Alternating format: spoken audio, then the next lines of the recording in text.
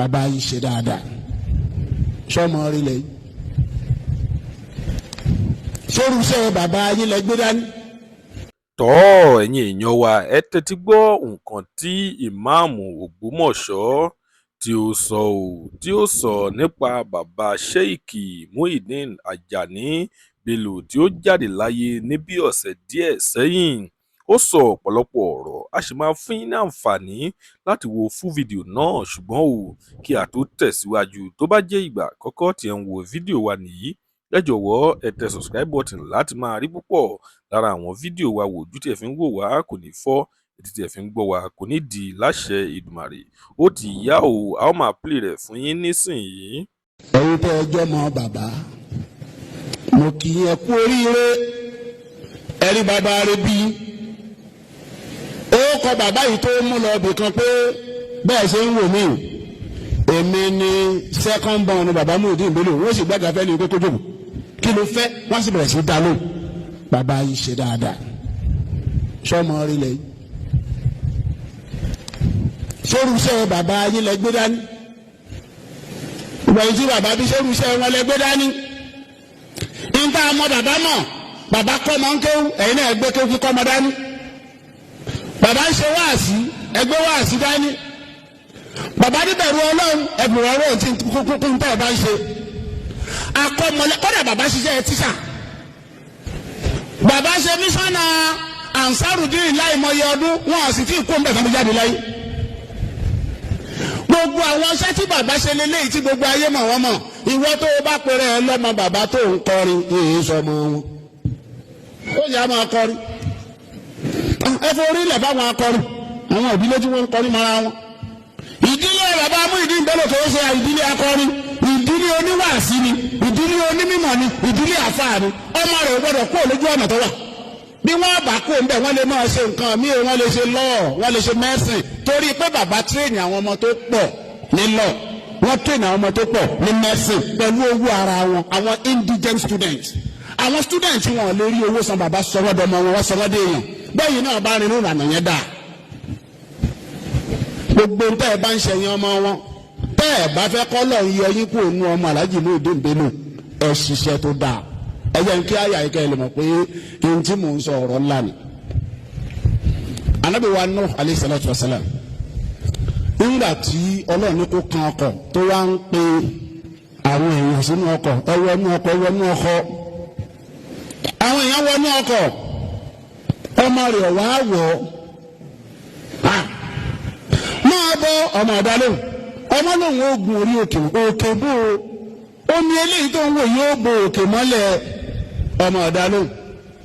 gẹ́gẹ́ bí bàbá sọmọ àánú wá ṣe ẹ̀wọ̀n tó wí wà náà dànù hún rọ̀bọ̀hù anábìnrin ìwà pè Ọlọ́run pé ìwọ Ọlọ́run o faqala rabbi inna ibni min ahli ọmọ mi ní ọlọ́ọ̀mọ mi ní ìṣàánú mi méjì mi ó gbé lọ ṣàánú mi Ọlọ́run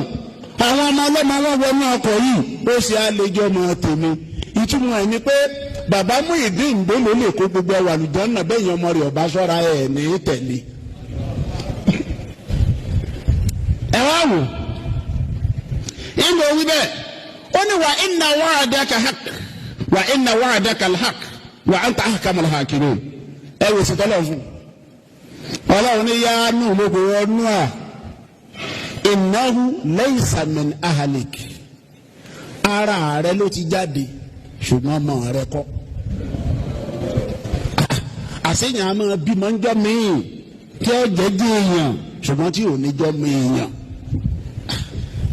ó lọ́mọ àmì kọ́ bí ibò innahu amalun ghayru salih gbogbo tí wọ́n ń ṣe pátá kò ṣe rú ẹ̀ ẹ̀wọ̀n gan yẹn ni gbogbo ẹ̀yàn wọn Alhaji Muyideen Bello Ọlọ́run ó yọ ìwọ tó o bá gbérú iṣẹ́ bàbá rẹ lọ́wọ́ kúrò nínú ọmọ rẹ̀ ẹ̀wọ̀n tọ́lọ́run ẹ̀wọ̀n lẹ́yìn tọ́lọ́run ṣàlàyé fún tán ó wá ní la tas'alni ma laysa laka bihi ilm má bèrè bèrè bu ìwéèrè kúkú èrè lọ́wọ́ mi máa o láyé ẹ̀ má tún bèrè rú ẹ̀ lọ́wọ́ mi pé kí n jẹ́ kọ́ ọmọ rẹ kó wọnú ọkọ̀ èèyàn ń ṣiṣẹ́ ẹbí ìwọ ń pèyàn sójú ọ̀nà Ọlọ́run òun rìn lójú ọ̀nà oṣù wọ́n bí níbi bẹ́ẹ̀ bẹ́ẹ̀ orú ẹ̀ lọ́wọ́ mi máa ẹ wò nǹkan. ọ ní inni u'iduk an takuna minal jahilin. mo ń kìlọ̀ fún ẹ ìwọ ọkùnrin náà mo ń kì ẹ lọ́gbọ́n. párò kó torí pé o ti ṣe wàhálà tó báyìí tó kọ́ àwọn èèyàn wọnú ọkọ̀ ó lè padà kú ní kèfèrí o. torí ẹni bá ti jẹ́jà ìlú kèfèrí ni. kọ́ọ̀là mú àyà sọ pé rọ́bì ọlọ́run ìní àwọn ṣùgbọ́n kà sàánú ìlú á ní àṣàrà kàmọ́lẹ́ tàbí yìí lónìí kí n máa béèrè kú béèrè lọ́wọ́ ọwọ́ ọlọ́run òun gan àgírí pé ìbéèrè tó wù ń bí ọlọ́run kìí ṣe béèrè tó dáa. torí bẹ́ẹ̀ gbogbo ẹ̀yin tẹ́ ẹjọ́ máa bàbá ẹ̀rìn nílànà bàbá ọlọ́run náà bá yọ ní kò ní ọmọ. ẹ jẹ́ ń parí ẹ̀ pẹ̀lú ọ̀rọ̀ àfáà yìí. onílà in stakharta bi abahi lahum sharafun qulna sadaqta walakin bisama waladu qulna sadaqta walakin bisama waladu. la in iftakharta bi abahi gbogbo ẹ̀yọ́ bàbá Muyideen nìkan bá ní à bàbá àwọn oníwàásí àgbáyé bàbá àwọn oníwàásí àgbáyé bàbá oníwàásí àgbáyé òun ló bí àwa lọmọ rẹ̀ ẹ má gbàgbé o làwọn ń ṣàrà fún ọlá tí wọ́n ń lò yẹn òun ló ní ìwọkọ̀ òwò òṣìṣẹ́ ọlá o òun ló ní àpọ́nlé yẹn ìwọkọ̀ o kó ń na sọ dókítà àásọ pé bàbá rẹ̀ ní ọlá yẹn walakin bí ìsàmà wàlàdù ṣùgbọ́n wọ́n tó bí ilẹ̀ yìí sọmọ rí aqulu qawli hadha astaghfirullah li wa lakum.